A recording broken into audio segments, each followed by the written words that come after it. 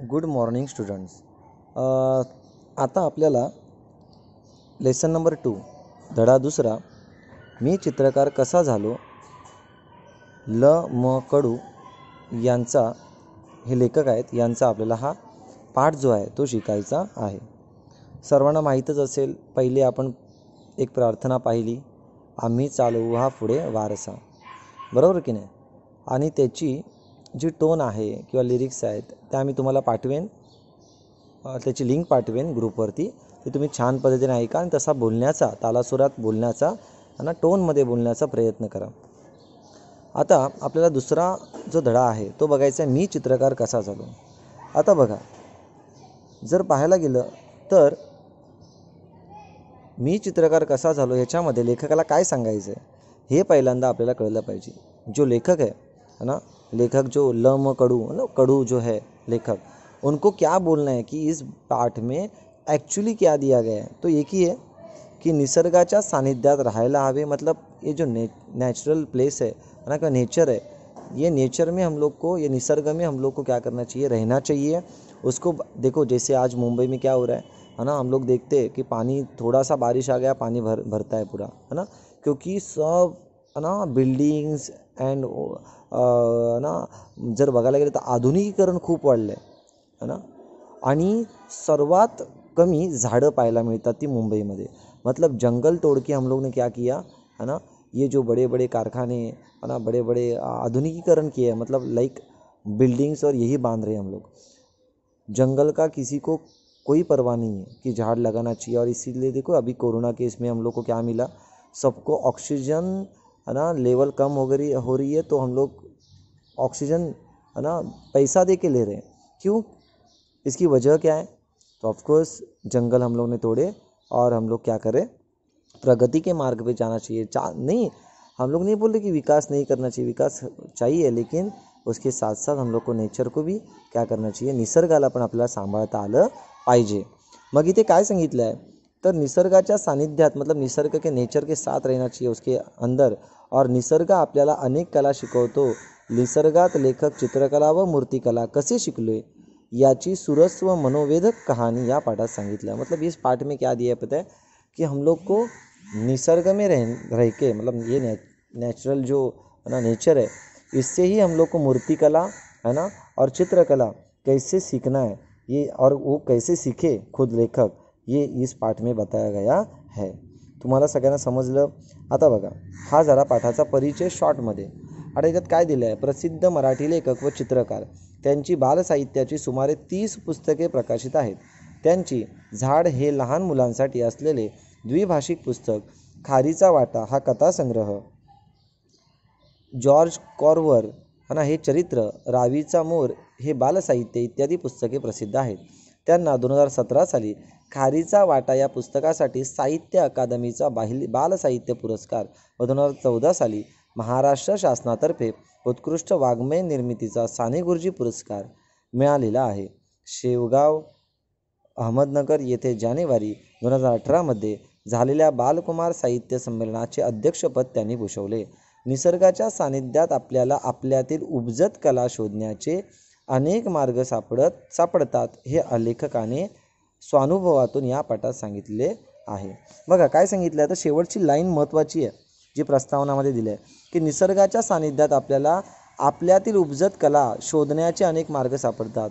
अभी एक ध्यान में रखो सब लोग बच्चों, आपके अंदर ना उपजत कला मतलब क्या, भगवान ने ऑलरेडी हम लोग को एक कला दी है अंदर, बरोबर ना, उसको हम लोग को ढूंढना चाहिए. हर किसी में है ना.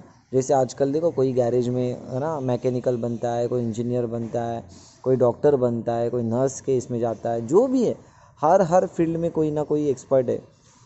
अगर वो देखा जाए ना तो हम लोग को नहीं आता है, बराबर. जो वो करता है वो हम लोग को नहीं आता है. क्यों नहीं आता है, क्योंकि हम लोग को वो जो टैलेंट है, वो जो है ना कला है, वो अपने अंदर नहीं है पहले से. तो यहाँ पे अगर देखा जाए तो ये पहले से कला जिसके अंदर है वो ढूंढनी चाहिए कि क्या है मेरे अंदर, क्या है. जैसे देखो, फ्रैंकली बता रहा हूँ, मुझे पहले से कंप्यूटर या फिर ये सब जो है ना ऑफिस लाइन है ना बिल्कुल पसंद नहीं था, ठीक है. तो मैंने फिर क्या किया, पहले एक्टिंग में जाना चाहा लेकिन नहीं हुआ फ़ीस के वजह से. फिर मास मीडिया में देखा, ट्राई किया, अभी फिर टीचिंग में घुसा। इसका मतलब क्या कि अपने अंदर जो, अगर किसी को लगता है मैं फील्ड वर्क में काम कर सकता हूँ, मार्केटिंग में काम कर सकता हूँ, तो ये ज़्यादा इम्पोर्टेंट है। इस पाठ में एक ही सीखो बच्चों की इतना ही दिया आहे की आपल्यामध्ये आतमध्ये, आपल्या शरीरामध्ये किंवा आपल्या अंतरी देवाने एक कला किंवा एक टॅलेंट जोपासलेलं असतं, ते आपल्याला ओळखता आलं पाहिजे आणि त्या क्षेत्रामध्ये जायला पाहिजे। लाइक करियर बोलतात ना, करियर बनाना है तो अपने में जो टैलेंट है, जैसे कुछ लोग ना बचपन से ड्राइंग अच्छा करते हैं तो आर्किटेक्ट में जाओ, एनिमेशन में जाओ, ऑटोकैड में जाओ, बहुत सारे कोर्सेज हैं बराबर ना। कोई बात करने में, स्टेज डेयरिंग में बहुत माहिर होगा, बनो टीचर, बनो कुछ अच्छा एंकर, है ना, बनो एक्टिंग में जाओ, बनो मास मीडिया। मतलब अगर आपको जो टैलेंट, खाली वो ढूंढना चाहिए क्या है। कोई बचपन से गाड़ी बीड़ी खोलता है, देखो है ना, गाड़ी खोलेगा, उसको रिपेयर करेगा, कुछ ना कुछ करके रहेगा। इसका मतलब क्या, उसको उसका नॉलेज रहता है ना, उसके बारे में उसका ज्ञान रहता है। तेच सांगितलं याच्यामध्ये, वेगळं काही नाही आहे की आपल्यातील उपजत कला शोधण्याचे अनेक मार्ग सापडतात, हे लेखकाने स्वानुभवातून या पाठात दिलेले आहे। वो स्वानुभव मतलब खुद अनुभव उसने लिया है, वही यहाँ पे एक्सपीरियंस जो है वो शेयर किया है कि आपण जर निसर्गाच्या सानिध्यात राहिलो, अगर जैसे देखो आपको पता होगा पहले ज़माने में भोरपी, अभी भी आते हैं बहुरूपी उसको बोलते हैं, लेकिन भोरपी, वो लोग कुछ ना कुछ क्या करते हैं, है ना, ऐसे खेल करते है ना, मंकी को लेके कुछ ना कुछ करते और हम लोग से पैसा लेते। वो बेचारे जंगल, उनका खुद का घर रहता ही नहीं है, वो इधर से उधर, उधर से उधर। तो वहाँ पे पहले वाले लोग गांव में, है ना, जब झाड़ी के नीचे या फिर पेड़ के नीचे रहते थे तो सब जानवरों का वो आवाज़ निकालते थे, क्योंकि उनके साथ हो रहते थे। वही यहाँ पे दिया गया की आपल्यामध्ये असणारी कला निसर्गाच्या सानिध्यात राहिल्यावरतीच कळते। समजलं? त्यामुळे आपण आता सुरुवात करूया। काय सांगितलं आहे, मी तुमच्या एवढा असताना जे अनुभवलं, पाहिलं ते तुम्हाला सांगणार आहे। उन्होंने कुछ अलग नहीं बोला कि, इतना ही बोला कि मैं जब आपके जैसे छोटा बच्चा था उस टाइम मैंने जो एक्सपीरियंस लिया, मैंने जो देखा, है ना, मैंने जो है ना सब इन्जॉयमेंट किया है, जो भी है ना, अनुभवलं, पाहिलं, मतलब मैंने जो देखा वही मैं आपके साथ शेयर करने वाला हूँ। ये पहला लाइन हो गया। सेकंड, प्रथम निसर्ग, पहिला सर्वात निसर्ग आहे, नेचर। आपण निसर्गाला कधीही विसरून चालणार नाही। मतलब हम लोग नेचर यानी मतलब निसर्ग को कभी भी भूलना नहीं चाहिए, और भूल के होगा भी नहीं अपना, भूलेंगे तो मर जाएंगे। हाँ, निसर्ग है इसलिए हम लोग हैं, क्योंकि हम लोग के जन्म के पहले निसर्ग है, ये ध्यान में रखो। हम लोग आए फिर झाड़ लगाया ऐसा नहीं है, पहले से है। समझ में आया ना? हा निसर्ग, आपण निसर्गाला कधीही विसरून चालणार नाही, मतलब भूल नहीं सकते उसको। त्याच्या विरोधात न जाता मर्जीत राहणं केव्हाही आपल्याला फायद्याचं आहे। मतलब उसके विरोध में, मतलब नेचर के अपोजिट जाएंगे तो यही होगा, कोरोना आएगा और क्या क्या होगा, है ना, पानी भरेगा, प्लास्टिक देखो कितना हम लोग ने कचरा किया है। जैसे अगर तूफान या फिर सुनामी आती है तेव्हा काय होतं, सगळ्या प्लॅस्टिकच्या बाटल्या किंवा सगळी घाण आपल्याला रिटर्न देतात ते, बरोबर की नाही, आणि सागर पुन्हा आतमध्ये जातो, त्या वेव्स ज्या असतात ना, लाटा परत जातात आतमध्ये। म्हणजेच काय की आपल्याला जर पाहायला गेलं तर निसर्ग जे आपण त्याच्यामध्ये टाकतो ते पुन्हा आपल्याला रिपीट करतं, बरोबर की नाही। मग आपण निसर्गाची काळजीच घेत नाहीत। मग तेच सांगितलं ह्याच्यामध्ये कि त्याच्या विरोधात न जाता, उसके अपोज ना नहीं जाना है। हम लोग पेड़ तोड़ते, कुछ ना कुछ, है ना, इतना उसका नुकसान करते, वो सब नहीं करना चाहिए। अगर नहीं करेंगे, उसके मर्जीत रहना, मर्जीत यानी उसके मर्जी की तरह, वो जैसे बोल रहे हैं निसर्ग वैसा रहना है, केव्हाही आपल्याला फायद्याचा आहे। कभी भी हम लोग को क्या है, फ़ायदेमंद है, ये ध्यान में रखो। अब एक स्टोरी बताता हूँ मैं, ठीक है, इसके ऊपर कैसे फ़ायदेमंद है, क्यों फ़ायदेमंद है, ये मैं सब बताता हूँ। एक बार क्या हुआ, भगवान को प्रकट करने के लिए और भगवान को प्रे करने के लिए एक किसान शेतकरी था। वो थोड़ा सा गुस्सा हो गया, वो रोज़ पूजा पाठ करता था, प्रार्थना करता था, और एक बार वो थोड़ा गुस्से से क्या बोला पता है, भगवान जी आप मेरा सुनते नहीं हो। तो भगवान को भी लगा ये मेरा रोज़ पूजा पाठ करता है, नामस्मरण करता है, मेरा नाम लेता है, तो मुझे पूछना चाहिए कि मैं इसका क्या नहीं हेल्प करता हूँ, क्या मैंने गलत किया।